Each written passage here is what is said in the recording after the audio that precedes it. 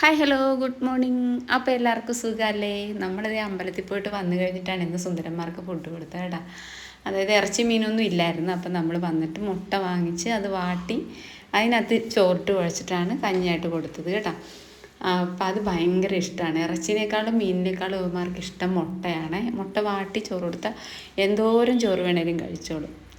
ആ ചോറ് കഴിച്ചു കഴിഞ്ഞുള്ള കാര്യം പിന്നെ പറയണ്ടല്ലോ.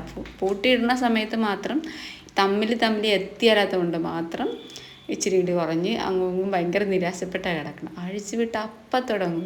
തിന്ന് കഴിഞ്ഞിട്ട് അപ്പം തുടങ്ങിയതാണ്. ഇപ്പം രണ്ടുപേരും കൂടി പേടിച്ചൊന്ന് സിറ്റൗട്ടിൽ വന്ന് കിടപ്പുണ്ട്. കാരണം പുല്ലുവെട്ടുകാർ വന്നിട്ടുണ്ടേ റോഡ് സൈഡിൽ. അപ്പോൾ അവർ മൂടി പുതച്ചിട്ടൊക്കെ അല്ലേ വരുന്നത്. അതിൻ്റെ ഒച്ചയൊക്കെ കേട്ട് രണ്ടുപേരും കൂടെ സിറ്റൗട്ടിൽ കിടപ്പുണ്ട്. അപ്പോൾ ഇന്ന് 3 മണിയായപ്പോൾ ശർമ്മ എഴുന്നേറ്റായിരുന്നു. അപ്പോൾ അത് കാരണം സ്കൂളിൽ ക്ലാസ്സും ഇല്ലേന്നേ. അപ്പം നല്ല ഉറക്കമാണ്. അപ്പോൾ ഉറങ്ങിക്കോട്ടെ എന്ന് വെച്ചാൽ അമ്പലത്തിൽ നിന്ന് വന്നേച്ചും ഫുഡും ബ്രേക്ക്ഫാസ്റ്റും കഴിച്ച് നേരെ ഉറങ്ങാൻ കിടന്നു. പിന്നെ ബാക്കിയുള്ള കാര്യങ്ങളൊക്കെ ഞാനാണ് നോക്കിയത്.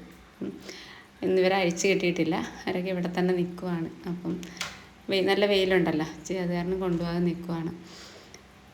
അപ്പം thanks for watching. Thank you. Have A nice day.